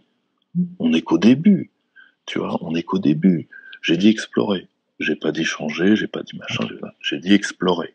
Oui, c'est une parenthèse importante parce que l'essentiel des bourses de recherche aux États-Unis viennent de la DARPA pour ce sujet, et c'est la raison pour laquelle Musk peut faire Neuralink d'ailleurs, c'est que aujourd'hui un chercheur en neurosciences qui voudrait faire de l'invasif et dans une fois augmenter l'homme, mais ensuite de le dominer. J'avais oublié de citer l'expérience de Delgado dans les années fin 50, début 60. Donc Delgado qui a bossé ensuite à Yale, si je ne me trompe pas, c'était un neuroscientifique espagnol. C'est lui qui le premier est parvenu à arrêter des taureaux en pleine corrida. Il leur mettait des implants et c'était dans l'amygdale, je pense, donc un des centres de la peur. Et il arrivait comme ça sur une télécommande. En fait, il pouvait tout bloquer le taureau en pleine charge. Et le taureau s'arrêtait et se mettait en position de soumission. Et ça date, donc j'insiste, fin 50, début 60. Et ça avait même eu un tel écho d'ailleurs à l'époque que même dans la BD franco-belge, il y a une BD que j'aime beaucoup, c'est Cubitus, et enfin quand j'étais petit évidemment. Et dans Cubitus, il y avait un épisode, un des épisodes les plus tôt dans l'histoire de Cubitus, c'est la corrida des hippopotames casqués, et c'est une sorte de plaisanterie où au lieu de prendre des taureaux, ils prennent des hippopotames avec un casque, et ils arrivent à faire des corridas chorégraphiées avec. Et en fait, Delgado avait déjà dit à l'époque, et on était à l'époque contemporaine de McNamara, et on était à l'époque contemporaine du début de l'application des pensées fascistes, parce qu'au fond, ces idées de la Waffen-SS avaient déjà été appliquées dans tout un tas de projets, de grands projets américains, notamment le projet Manhattan. Donc ça avait commencé à pénétrer comme ça. La course à l'espace et le projet Manhattan avaient déjà adopté, Werner von Braun avait structuré le management de la NASA d'une façon qui était héritée de ces modes de pensée, puisqu'il était nazi encarté lui-même. Mais donc cette idée, voilà, qu'on puisse, depuis cette époque avec Delgado, où il arrive factuellement à bloquer un taureau dans sa charge avec une télécommande, la plupart des crédits vont à ce genre de recherche en neurosciences aux États-Unis. Parce que si tu veux, justement, de progresser, non pas dans, si tu veux, justement le dressage, mais dans la conscience de la singularité. Nous étions une civilisation de la singularité. Aujourd'hui, si tu veux, nous sommes nous sommes dans des sociétés de la panoptique, c'est-à-dire du contrôle interpersonnel. C'est quelque chose. Alors la panoptique, pour nos auditeurs, c'était un système, c'est l'une des pensées du philosophe libéral Bentham. La panoptique est un instrument qui permet d'avoir une surveillance à 360 degrés. Et les gens que vous surveillez voient la panoptique, mais ne vous voient pas derrière la panoptique, enfin dans la panoptique précisément. Et donc, ils ne savent à aucun moment quand ils sont regardés. Et donc ça fait peser un sentiment, et s'ils sont regardés, tu vois, ça fait peser un sentiment de précarité et d'insécurité personnelle extra. Tu vois, et justement, c'est là où on voit que, contrairement à ce que certains disent, et je pense sans animosité à quelqu'un comme Laurent Alexandre, que les neurosciences font reculer la politique, pas du tout. Je pense que plus on ira vers l'étude de la singularité humaine, plus on en apprendra sur l'art de faire des... Saint-Exupéry disait, fais-leur faire une tour ensemble, ils deviendront des frères, et justement de faire que les hommes puissent justement faire des tours ensemble. Ça, c'est à titre individuel, mais à titre collectif, l'aventure n'est pas finie. L'oracle du grand économiste français injustement oublié, François Pérou, grand homme, qui disait nourrir les hommes, enfin éduquer les hommes, nourrir les hommes, libérer les esclaves. Il avait résumé tout ce que Rome aurait dû faire. Elle avait réussi à faire les 2 premiers, mais elle n'avait pas de programme d'alphabétisation. Mais si Rome avait fait exactement ça, elle aurait duré pour 4 000 ans, comme la Chine. On aurait eu sans doute un espace européen qui aurait été comparable à la Chine à beaucoup d'égards. Il y aurait eu des spécificités linguistiques et culturelles toujours, bien évidemment, où il y aurait eu une identité celte et une identité germanique, très certainement, mais à mon avis, le destin de l'espace géographique européen aurait été comparable à la Chine si Rome avait suivi cet adage. Ça n'a pas été le cas, il n'y a pas à le regretter. On ne peut pas le passé, le passé est inoubliable, mais ça résume extrêmement bien. Parce que, si tu veux, nous ne sommes pas arrivés au bout de ce programme. J'ai dit, nourrir les hommes, il va falloir recommencer. Donc, nourrir les hommes, c'est beaucoup de choses. C'est une nouvelle pensée de la santé. C'est une nouvelle pensée du développement interpersonnel. C'est une nouvelle pensée du territoire. Pour manger, il faut des gens qui cultivent ce qu'on mange. Donc, etc., etc. Bon. Donc, si tu veux, éduquer les hommes, on a tout un système d'éducation à revoir, si c'est pas ça, et de transmission culturelle, parce qu'aujourd'hui, nous avons si nous n'arrivons pas à faire passer le patrimoine humain, nous ne pourrons pas avoir ce grand projet cognitif de l'avenir que tu portes et que la postérité t'entende, justement de comprendre ce livre des livres qu'est la nature, tu vois. Mais si déjà on n'arrive pas à faire passer le capital de 2000 ans d'hominisation, comprendre le livre des livres va être très très compliqué, il faut être très honnête. Et libérer les esclaves, nous avons, si tu veux, à affronter des très grands défis. Premièrement, une rareté énergétique ou une disette énergétique. Je parle pas nécessairement du pétrole, de tout ça. Je parle avant tout des terres rares, des métaux rares, des choses comme ça. Si tu veux, qui vont nécessiter, le matériau des matériaux. Et là encore, c'est grâce à une pensée comme la tienne qu'on peut structurer cet espoir. Le matériau des matériaux, il est là. C'est ça le matériau des matériaux. Parce que nous arriverons à sortir de ces déterminismes techniques. Le devenir Mad Max du monde ne nous est pas promis. Par contre, si nous nous couchons devant, ça, c'est ce qui empêche de la pensée, selon Kant, dans Qu'est-ce que les Lumières, la paresse et la lâcheté. Mais, si tu veux, moi, ceux qui fantasment sur Mad Max, ce sont des gens qui avant tout un problème ils ont rien. Tu vois, ils ont rien sur lequel poser leur cerveau, donc ils divaguent, tu vois, ils se dispersent au sens premier, mais avant tout, ils font un acte de lâcheté. Oui, c'est comme les gens qui veulent abolir l'argent. Quand on nous dit une société post-monétaire, une société post-monétaire pourrait être très intéressante, mais ce que les gens définissent aujourd'hui comme post-monétaire, c'est une société pré-monétaire. On revient au troc, on arrête tout parce que l'argent est malade, parce que ce tissu du vivre ensemble, si on voit la planète Terre et l'humanité comme un macro-organisme, nous, les humains, on a un tissu qui est systémique qui s'appelle le sang, et qui est défini comme ça en biologie, c'est un tissu, le sang, et c'est le seul tissu liquide que nous avons d'ailleurs.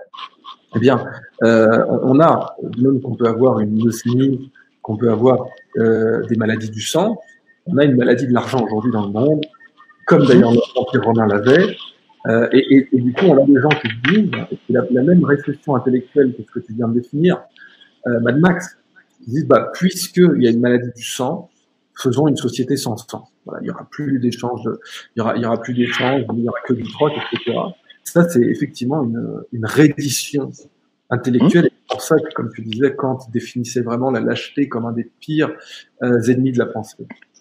Et si tu veux, nous avons une économie mondiale qui est entièrement faite de cette vieille notion marxiste de capital fictif, donc il va falloir recréer ce qu'est la richesse. Enfin, comment peut-on penser que l'aventure est finie et que la grande politique est plus nécessaire que jamais? Tout est à reconstruire. Nous sommes des hommes, debout au milieu des ruines. Oui, je veux vraiment pas t'interrompre, mais comment peut-on penser que l'aventure est finie? Selon moi, seulement par narcissisme. Ce que tu as dit, des hommes debout au milieu des ruines, c'est-à-dire, on ne peut se dire que l'aventure est finie que si on pose comme principe qu'on n'aurait pas pu faire mieux.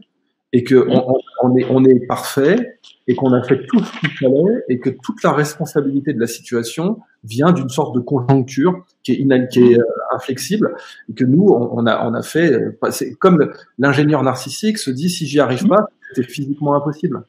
Et ben le politicien narcissique et la mauvaise politique se dit si j'y arrive pas c'est physiquement impossible. Et si tu veux, la grande politique et la grande pensée politique occidentale était une pensée de la responsabilité. C'est-à-dire parce que l'homme libre, l'homme auto-limité, l'homme qui décide jusqu'où il va aller souverainement, l'homme qui se donne à lui-même sa propre loi est un homme responsable. À ses propres yeux, aux yeux des siens et aux yeux de l'histoire. Mais aujourd'hui, on est passé du temps de Périclès au temps d'Eichmann, si tu veux. Eichmann dans le Eichmann à Jérusalem, Hannah Arendt qui donc relate le jugement de l'ancien nazi Eichmann qui sera pendu à Jérusalem, lui dit mais moi j'étais un gras de papier. Alors c'est pas ma faute. J'ai vu de la lumière, je suis rentré. C'est pas moi, j'avais piscine. Donc si tu veux, alors que cet homme sait depuis le début, vu ses actes, qu'il va mourir, pas un geste, rien.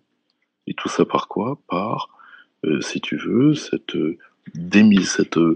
morale de la démission qui aujourd'hui est devenue, si tu veux, industrielle en Occident, c'est-à-dire l'envers, l'exact envers de tout ce que nous avons été. Tu vois, or, nous avons des défis colossaux.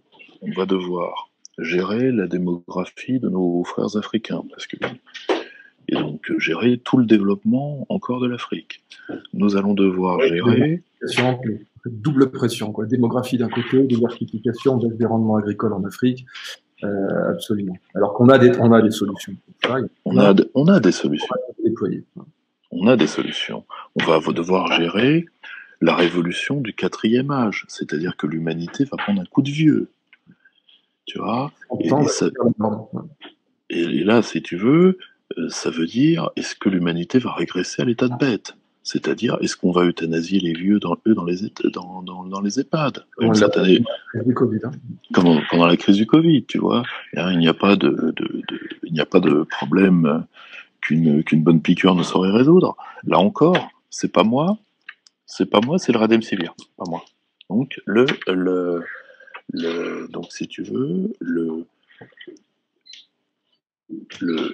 on va devoir explorer les ultimes frontières, l'espace, l'immatériel, la mer, les profondeurs de la mer. Enfin, si tu veux, des raisons, c'est pas ça qui manque. Si tu veux, excuse-moi, avec le peu qu'il savait, regarde ce que Jules Verne a écrit. Mm-hmm. Et aujourd'hui, on n'en sait pas énormément plus, faut pas non plus, si tu veux, c'est vrai. On n'en sait pas infiniment plus, mais si tu veux, quand on voit parce que si tu veux, l'Occident a été une civilisation de l'utopie parce qu'il n'a pas été une civilisation du rêve, tu vois, comme certaines civilisations d'Orient. Oui, même comme les natifs. La notion du temps du rêve chez les aborigènes d'Australie ou peut-être que les Grecs avaient cette notion de rêve du temps où il y avait la Pythie, du temps où il y avait le rêve. Tout à fait. Chamanique, on a eu une charnière comme ça entre un monde chamanique et un monde urbain. Et cette charnière, à mon avis, elle meurt à l'âge de bronze avec la Pythie de Delphes. On avait encore un chaman en plein milieu de la cité, quoi. Alors, on allait la voir, elle n'était pas à Athènes, elle était à Delphes et tout, mais quand on a eu ce lien entre chamanisme et urbanisme, on avait des civilisations du rêve, et ensuite il y a eu une rupture où les seules civilisations du rêve, c'était les civilisations qui avaient persisté dans une certaine tradition chamanique. Parce que si tu veux, nous sommes allés donc vers cette civilisation de l'utopie, c'est-à-dire du plus ultra, c'est-à-dire C'était la devise de qui, ça, d'ailleurs? Le plus ultra, c'était Charles Quint. Charles Quint, oui. Charles Quint. Et si tu veux, C'est-à-dire euh, le, le réel m'arrêtera, oui, mais pas avec mon consentement. Je dis bien le réel m'arrêtera, mais pas avec mon consentement. C'est-à-dire, je ne nie pas le réel, ce qu'on fait aujourd'hui, constructivisme pur, mais euh, j'avancerai, même que d'1 mètre, mais j'avancerai. Et c'était ça, notre force. C'est lui. Tu vois, aujourd'hui, tu vois, moi je veux bien qu'on prenne le pli de dire je renonce à l'être politique. Je renonce. Comme disait le général de Gaulle, hein, une civilisation se fait tous les jours en contrant les forces de déclin en soi. On peut laisser ce que le général appelait le néant et le froid éternel nous envahir, c'est possible. Mais on le laisse faire. On en est responsable. Moi, ce que je ne veux pas, c'est qu'on fasse dire à la technique ce qu'elle ne peut pas dire, c'est-à-dire que la technique ne peut pas siffler la fin du match. Simple. Si tu veux, et si on lui délègue, c'est une démission. C'est une reddition, c'est une capitulation. Et l'histoire que nous montrer les conséquences de cette capitulation, de Robert McNamara jusqu'à aujourd'hui, jusqu'au coronavirus, on n'a qu'une succession de cas, sans faute en plus, c'est rare dans l'histoire, hein, qu'il n'y ait pas d'exception, on n'a qu'une succession de cas où quand on a délégué la politique à la technique, eh bien, on a fait des catastrophes qui ont tué des millions de personnes. Bien sûr. Or, surtout, tu vois, ce qu'il ne faut, à mon avis, et c'est là l'un des points les plus importants comme introduction de ce cours, tu vois, c'est de bien voir l'optique qui a été la tienne et qui a été la mienne, et qui a été la mienne grâce à toi, parce que c'est grâce à toi que nous sommes là. Je tenais à t'en remercier une nouvelle fois publiquement. Si tu veux, c'est que nous sommes emplis par la mort. Parce que la seule finitude irrévocable, c'est la mort. Tu vois, la devise de Margaret Thatcher, there is no alternative, il n'y a pas d'alternative. La chose sans réponse, la chose sans alternative, c'est la mort. Ouais, il n'y a pas d'alternative à la mort. Comme disait Bouddha, j'ai vu des empreintes des animaux passer dans la jungle un lendemain de pluie. Et il y avait l'empreinte du renard, puis ensuite il y a eu l'empreinte d'un animal plus gros, puis ensuite il y a eu l'empreinte d'un animal encore plus gros, puis ensuite c'était l'éléphant. Et je n'ai vu aucun animal avoir une empreinte plus grande que l'éléphant. Bouddha dit, voilà, de même que l'empreinte de l'éléphant est finale, dans la boue, l'empreinte de la mort est finale. Il n'y a pas d'empreinte plus vaste que l'empreinte de la mort. Tu vois ? Et nous avons fait la grande politique pour nous survivre à nous-mêmes, pour raisonner dans l'éternité. Tu vois, c'est la théorie de ce qu'on appelle la simultanéité, c'est-à-dire que tous les hommes sont une chaîne, tu l'as chez Kierkegaard, tu l'as chez Rosenzweig dans la pensée juive, si tu veux. C'est-à-dire que nous sommes contemporains de tous les nôtres qui nous ont précédés, de ceux qui nous suivront. Si tu veux, c'est Auguste Comte, tu vois, une société faite de plus de morts que de vivants, parce que dans les morts, tu as les morts, mais tu as les à naître aussi. C'est-à-dire qu'ils ne sont pas encore dans l'état de la vie. Et je trouve que c'est cette morale-là qui a fait de nous des hommes résonne avec tous les problèmes qui sont les nôtres, l'écologie, etc. Cette résonance dans l'éternité, si tu veux, est quelque chose qui est à reconquérir. Et c'est là où on doit voir l'optique du cours que nous avons fait grâce à toi. C'est pas du tout une optique. Il est grâce à toi. Je suis désolé de t'interrompre, mais le plan est tellement excellent. Moi, je peux te dire là devant témoin, j'ai trouvé le plan que tu as composé, puisque ce cours, donc, on a appelé 20 méditations politiques, et c'est pour illuminer, voilà, aussi bien donc la condition individuelle que collective, de l'individu à la famille, en passant par l'entreprise, le travail en général, public ou privé, et bien entendu la grande politique. Et ce cours, c'est l'esprit fertile de Pierre-Yves quand est sorti le plan, hein, l'ordre de ses méditations politiques. Je dois vraiment le dire devant témoin, est le sien, et je l'ai trouvé tout à fait brillant. C'est bien pour ça que je suis très content d'en faire un webinaire de présentation aujourd'hui. Mais je t'en prie, je ne l'ai pas présenté. Je te remercie parce que, si tu veux, ce qu'il faut bien comprendre, c'est que il y a trois manières de voir comment la pensée politique peut servir à tout à chacun dans le fait de se grandir soi-même pour l'avenir. Soit on est dans une optique qui est, disons, ce que j'appellerais une optique de l'illusion, c'est-à-dire tout va très bien, on poursuit les courbes. Dans une situation qui va mal, on poursuit les courbes, bon bah c'est très simple. Hein. Si tu veux, quand le platane est devant toi et que tu accélères, la seule chose que tu vas démultiplier, c'est la force d'impact. Bon, pourquoi pas? Après tout, tu vois, au jeu, qui est le plus solide, ma tête ou le mur, pourquoi pas jouer? Beaucoup de Pas sûr civilisations. de gagner. Donc, moi je dis ça, je dis rien. Tu as l'optique réactionnaire qui est une optique qui peut avoir sa poésie, tu vois, Baudelaire c'est beau, mais qui est une optique, si tu veux, de démission, c'est-à-dire tu vois, tu vois, comme l'enfant qui perd un jeu et tu vois, qui boude, mais qui boude de manière mignonne, tu vois, c'est joli, hein, donc parfois un enfant qui boude, c'est drôle, mais si tu veux, c'est inutile, mais malheureusement, c'est en partie inutile. Tu verrais quel Parce politique ou quel pays qui a fait ça dans l'histoire? C'est très simple, des pays comme malheureusement ce qui est arrivé à nos amis portugais, c'est-à-dire Ouais. que Salazar, ou ce qui a failli arriver avec un homme qui avait énormément de qualité pour la mémoire duquel j'ai beaucoup de déférence, qui était Hassan II, au Maroc, c'est-à-dire qu'Hassan II voulait un Maroc technologisé dans les terres, et féodal dans les terres et technologisé sur les côtes. Sur les côtes. Infaisable. Infaisable.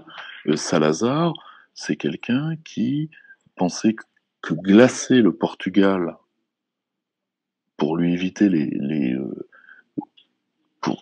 nous avons énormément insisté dans notre cours sur la notion de forme.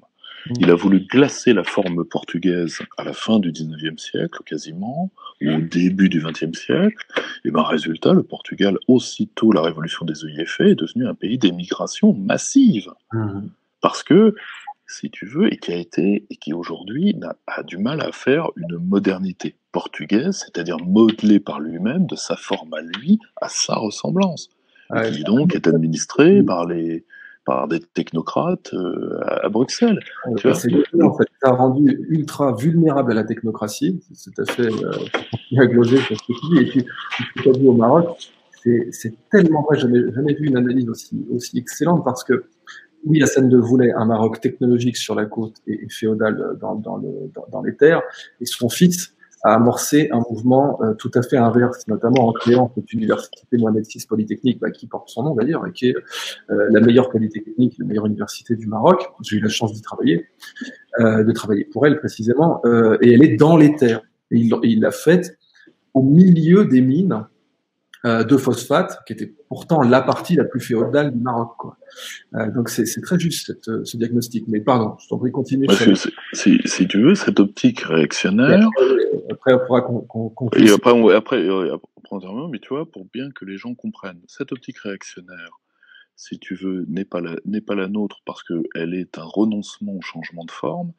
Nous, ce que nous voulons, c'est maîtriser la forme que nous allons donner face à l'avenir, parce que si tu veux, cette sagesse des nations n'est pas si fausse. L'avenir n'est pas ce qu'il y a devant, l'avenir c'est ce que nous allons faire. Et c'est l'optique dans laquelle nous avons pensé ce cours. Ça résume parfaitement et ça donne vraiment l'ouverture, plonger la politique dans le temps universel, dans le temps long, de l'âge de bronze jusqu'à la guerre des Malouines et en fait même jusqu'au XXIe siècle. C'est comme ça qu'on a conçu ces 20 méditations politiques. Et maintenant qu'on a abondamment parlé de l'ombre, mais en clair-obscur quand même à chaque fois, j'espère que vous trouverez un maximum de lumière dans ce cours. Moi, en tout cas, j'ai été très impressionné et j'ai beaucoup appris. Je tiens vraiment à le dire de Pierre-Yves en concevant ces 20 méditations politiques. Mathieu, c'est très gentil. Merci beaucoup, Idriss. En tout cas, merci beaucoup, Idriss et Pierre-Yves, pour ce magnifique webinaire. Concernant justement la formation dont vous parliez, j'ai moi-même eu l'occasion d'y avoir un aperçu et je trouve ça très enrichissant et très intéressant. Il est à savoir également que nous faisons son lancement aujourd'hui même. Elle apparaît au tarif de 98 € au lieu de 197, soit une promotion de moins 50%, et ce jusqu'à ce dimanche 13 septembre minuit. le patron de Bibouda, Merci beaucoup.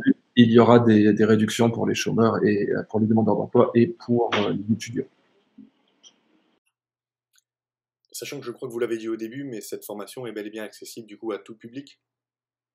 Et c'est vrai, on a construit cette formation vraiment pour tout public, que ce soit d'un père ou d'une mère au foyer jusqu'à un dirigeant d'entreprise, d'une grande entreprise, en passant par un élu qui arrive à être assistant parlementaire de l'autre volet. Et ces réflexions, vraiment, on sait que les politiciens ont la tête dans le guidon. Je n'ai absolument pas peur de dire que cette formation pourrait énormément apporter aux politiciens qui travaillent. Donc ça va du père et de la mère au foyer, aux politiciens au travail, en passant par le chef d'entreprise, le diplomate et l'étudiant, bien entendu, quel que soit son sujet de prédilection. En tout cas, encore une fois, merci beaucoup Pierre-Yves Rougiron et Idrissa Berkane pour ce magnifique webinaire. J'espère qu'on se retrouvera prochainement pour un autre sujet. Avec plaisir. Bah, vraiment, et j'insiste en conclusion, je peux déclarer sans vraiment la moindre ambiguïté que je considère que c'est le cours le plus avancé que j'ai eu l'honneur de faire. Parce que ces échanges, le fait d'être deux dessus et ces échanges de pensée, ces points de vue et ce plan vraiment redoutable qu'a conçu Pierre-Yves m'ont appris, et on a pris un plaisir fou à le faire. Et je suis convaincu que si on ne prend pas de plaisir à donner une conférence ou un enseignement, il y a peu de chances que les gens prennent du plaisir à le suivre. Pierre-Yves et moi avons pris un très grand plaisir à le concevoir et à l'enregistrer. Et en tout cas, ça se voit bel et bien sur la formation. Merci encore beaucoup pour cette heure et demie partagée ensemble. Et à la prochaine pour un nouveau webinaire. Merci.